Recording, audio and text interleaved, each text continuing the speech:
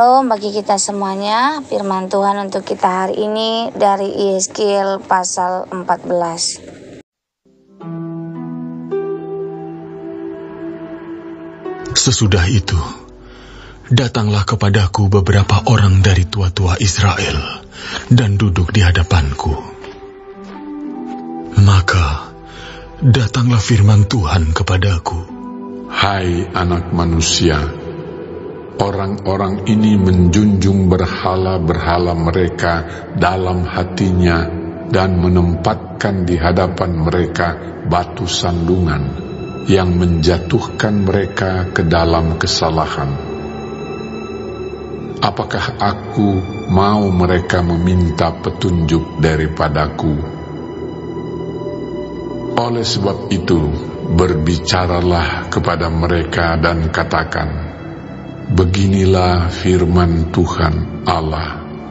Setiap orang dari kaum Israel yang menjunjung berhala-berhalanya dalam hatinya dan menempatkan di hadapannya batu sandungan yang menjatuhkannya ke dalam kesalahan, lalu datang menemui Nabi, aku, Tuhan sendiri akan menjawab dia, oleh karena berhala-berhalanya yang banyak itu, supaya aku memikat hati kaum Israel yang seluruhnya sudah menyimpang daripadaku dengan mengikuti segala berhala-berhala mereka.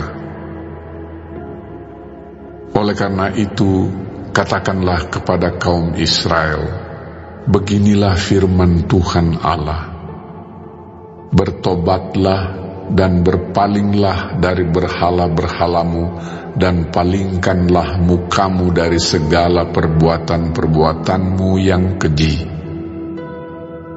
Karena setiap orang, baik dari kaum Israel maupun dari orang-orang asing yang tinggal di tengah-tengah Israel, yang menyimpang daripadaku dan menjunjung berhala-berhalanya dalam hatinya, dan menempatkan di hadapannya batu sandungan yang menjatuhkannya ke dalam kesalahan, lalu datang menemui Nabi untuk meminta petunjuk daripadaku, baginya aku, Tuhan sendiri akan menjawab dia. Aku sendiri akan menentang orang itu, dan aku akan membuat dia menjadi lambang dan kiasan dan melenyapkannya dari tengah-tengah umatku, dan kamu akan mengetahui bahwa akulah Tuhan. Jikalau nabi itu membiarkan dirinya tergoda dengan mengatakan suatu ucapan, aku Tuhan yang menggoda nabi itu, maka aku akan mengacungkan tanganku melawan dia dan memunahkannya dari tengah-tengah umatku Israel. Mereka akan menanggung kesalahannya sendiri, baik yang meminta petunjuk maupun nabi, supaya kaum Israel jangan lagi sesat daripadaku, dan jangan lagi menajiskan dirinya dengan segala pelanggaran mereka. Dengan demikian mereka akan menjadi umatku, dan aku akan menjadi Allah mereka. Demikianlah firman Tuhan Allah. Kemudian datanglah firman Tuhan kepadaku.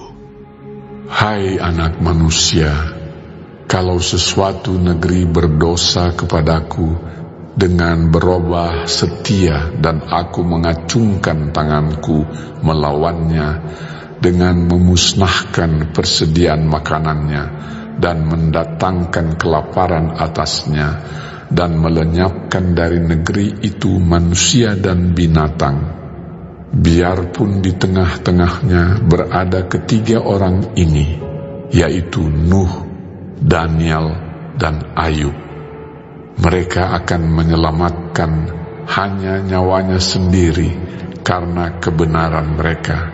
Demikianlah firman Tuhan Allah.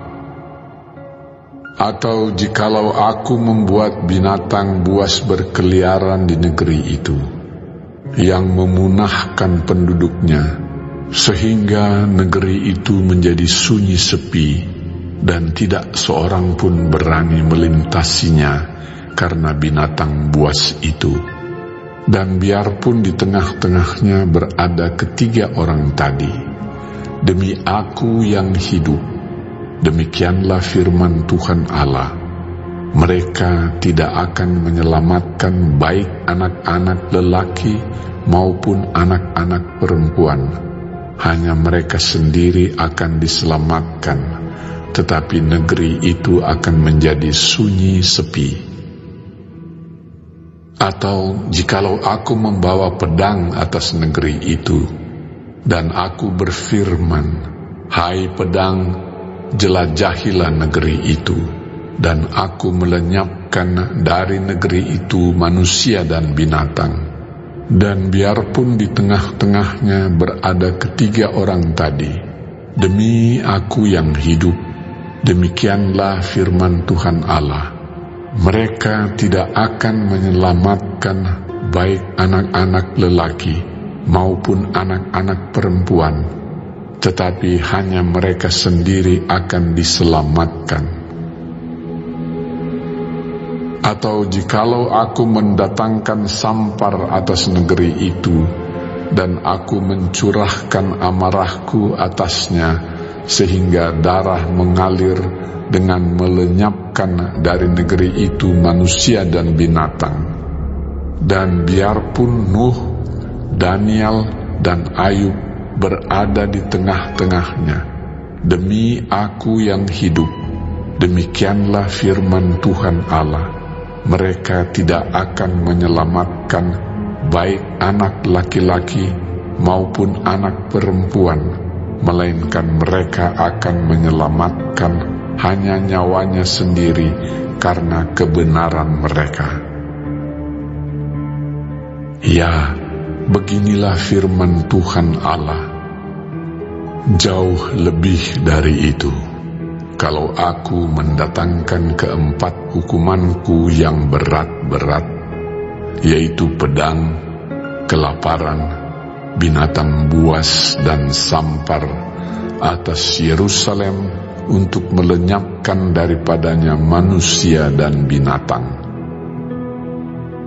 Tetapi sungguh akan tertinggal di sana orang yang terluput, yang mengiring keluar anak-anak lelaki dan perempuan.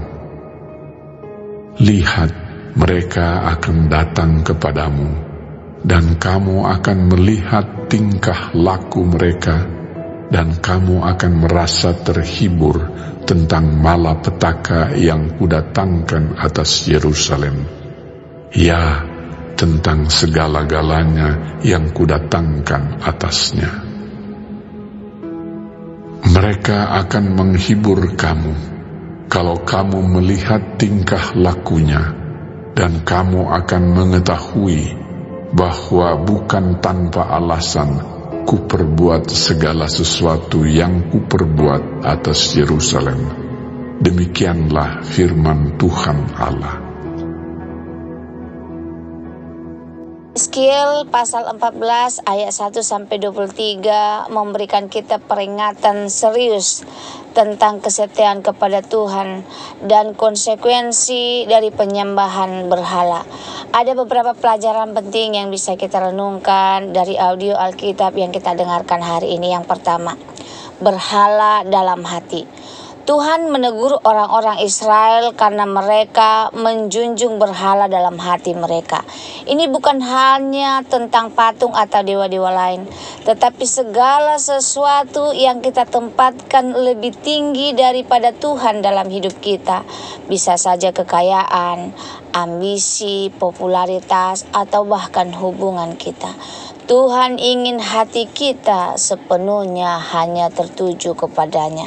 Yang kedua, renungan buat kita adalah panggilan untuk bertobat. Tuhan dengan tegas meminta Israel untuk bertobat dan berbalik dari penyembahan berhala. Pertobatan bukan hanya sekedar meninggalkan dosa, tetapi benar-benar mengubah arah hidup dan kembali kepada Tuhan dengan segenap hati. Yang ketiga, hukuman Tuhan itu adil. Tuhan menyatakan bahwa jika sesuatu negeri berdosa dan berpaling darinya, Dia akan mengirimkan hukuman seperti kelaparan, binatang buas, pedang, dan penyakit. Ini menunjukkan bahwa Tuhan tidak membiarkan dosa tanpa konsekuensi, namun hukumnya selalu tertuju untuk membawa manusia kembali kepadanya. Yang keempat, keselamatan adalah tanggung jawab pribadi. Meskipun Nuh, Daniel, dan Ayub adalah orang-orang benar, mereka hanya bisa menyelamatkan diri mereka sendiri, bukan orang lain. Ini mengajarkan bahwa iman seseorang tidak bisa diwariskan, tetapi setiap individu bertanggung jawab atas hubungannya dengan Tuhan. Yang terakhir, harapan di tengah hukuman. Meskipun hukuman berat menimpa Yerusalem, Tuhan tetap meninggalkan sisa umat yang akan bertobat dan hidup benar. Inilah pengingat bahwa Tuhan selalu memberikan kesempatan bagi kita yang mau kembali kepadanya. Dari renungan ini kita diajak untuk memeriksa hati kita sekarang. Adakah hal-hal yang menjadi berhala dalam hidup kita? Apakah kita benar-benar mengandalkan Tuhan atau hanya mencarinya saat butuh saja? Apakah kita sungguh-sungguh bertobat dan menyerahkan hidup kita kepadanya? Tuhan selalu siap menerima orang yang bertobat. Oleh karena itu, marilah kita hidup dalam ketaatan dan kesetiaan kepadanya. Semoga firman Tuhan hari ini menjadi berkat bagi kita. Terima kasih, Tuhan Yesus memberkati. Shalom.